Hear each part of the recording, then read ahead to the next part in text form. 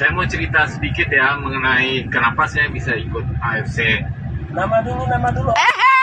Sudah kenal semua kali ya? Belum. Aku belum kenal. Iya.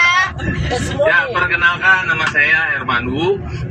Sekarang saya consignment stokis di Pemalang. Mungkin ada yang belum tahu Pemalang ya. Pemalang itu Cirebon, Tegal, Pemalang, Pekalongan, Semarang. Nah, Pemalang kejepit di antara Tegal dan Pekalongan. Adanya di Jawa Tengah. Oke. Nanti kalau ada member di Jawa Tengah boleh call saya ya, nanti saya kirimin barangnya. Ya, awal saya ikut AFC ini sebenarnya bukan sesuatu yang diprediksi atau udah memang saya ngincar AFC, enggak. Jadi waktu itu ada Ko Adi, namanya Adi Gunawan. Dia ke jalan-jalan roadshow, terus mampir ke Pemalang.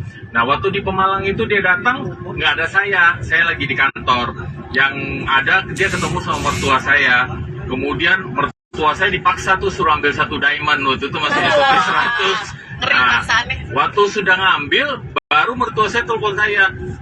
Ini loh, kamu kesini cepat. Saya udah keburu beli 12 box loh.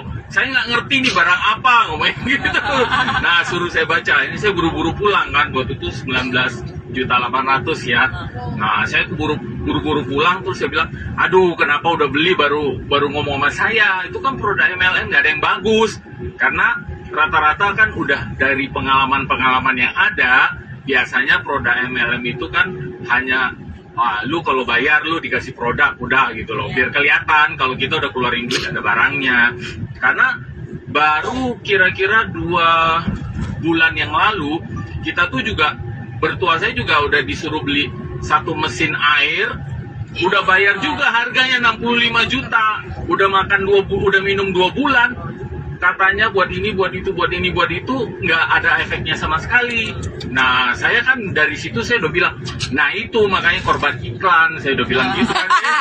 Ini keluar lagi 19.800.000, akhirnya saya pulang buru-buru, saya nyetir pulang buru-buru, terus saya lihat produknya, ketemu saya dengan Ko Adi, saya bilang, Ko Adi kenapa nawarin ini? Udah Jepang gini-gini. Pertama kali ini saya belum lihat dari materinya. Saya bilang sama dia, nggak ada produk MLM yang bagus, karena produk MLM itu semuanya pasti hanya sebagai pelengkap penderita saja, biar kelihatan kalau lu keluar duit lu dapat barangnya. Udah, kamu baca dulu. Akhirnya saya duduk, saya baca itu brosurnya, bukunya setebel ini dulu tuh, starter kit dia kasih sama saya setebel ini. Saya bilang gila, suruh baca setebel ini. Terus akhirnya dia bilang, nih kamu baca poin pentingnya. Jadi ketika saya buka buku itu, dia kasih lihat saya paten fungsi langsung. Kan ada 3 paten fungsi itu SOP 100.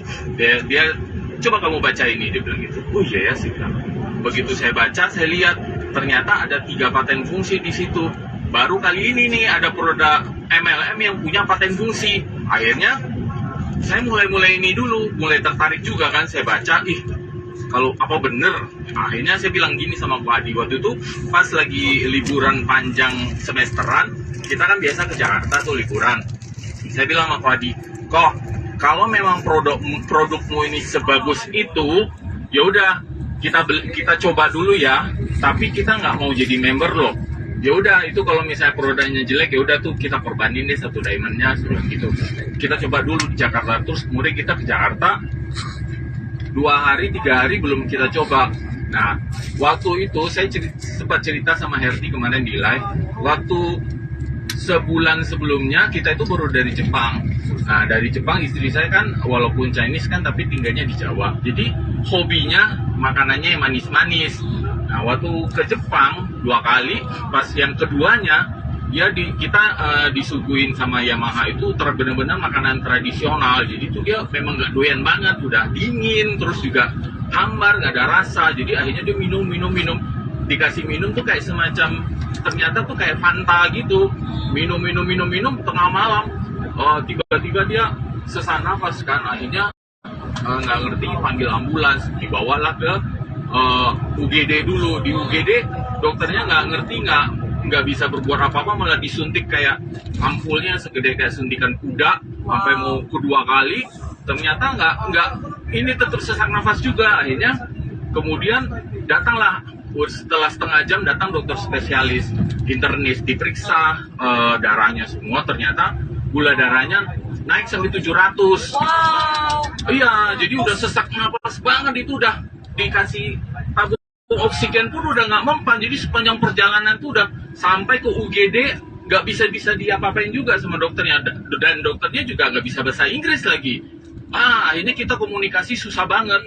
Nah, kemudian setelah tahu, oh ternyata gula darahnya tinggi, dokternya bilang, ini kalau kayak begini, lu nggak akan bisa pulang 2 bulan. Lu harus stay di Jepang. Gila, wow. 2 bulan.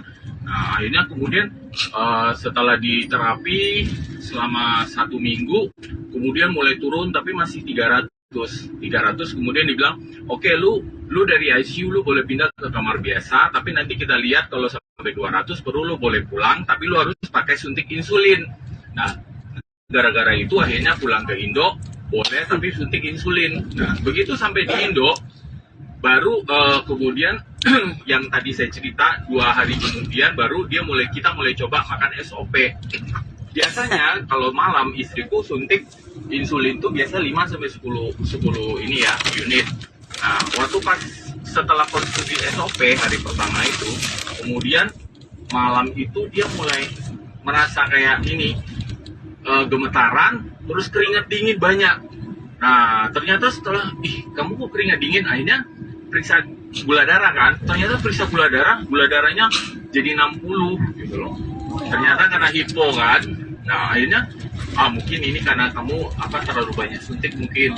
Begitu hari keduanya kayak gitu lagi, malah 50 sekarang periksa gula darahnya.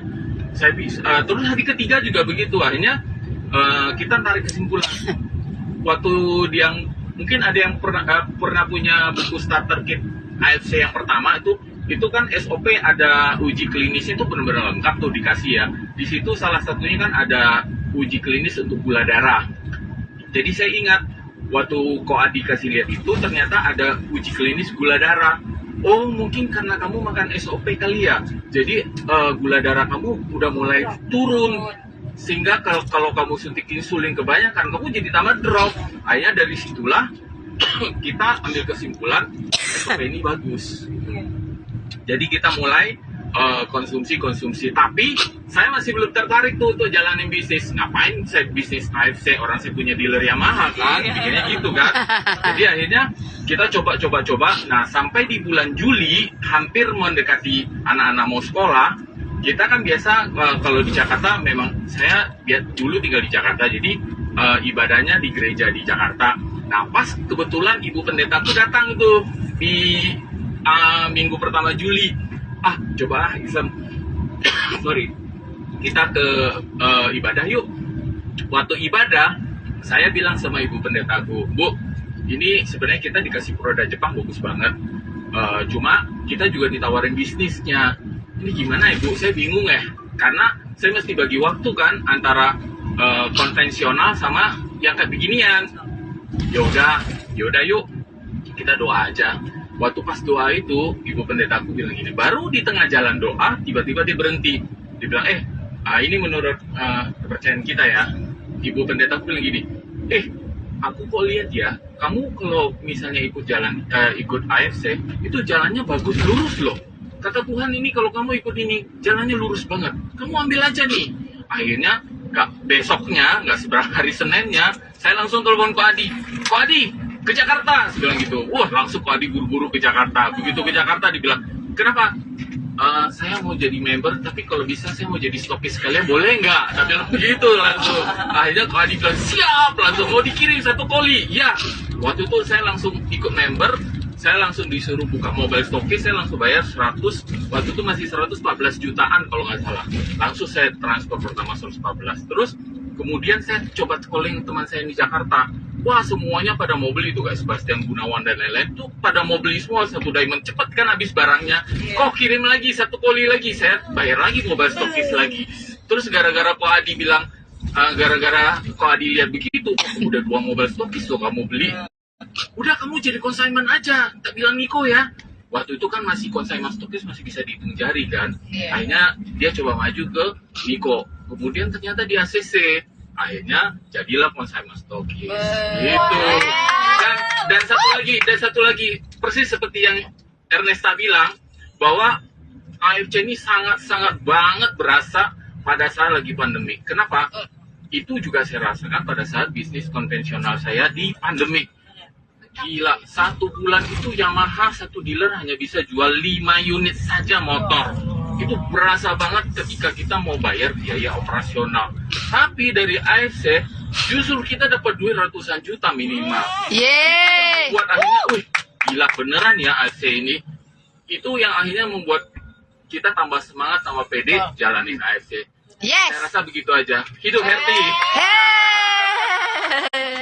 Thank you, Pak Herman, ya ampun. Jadi benar-benar ya, tuh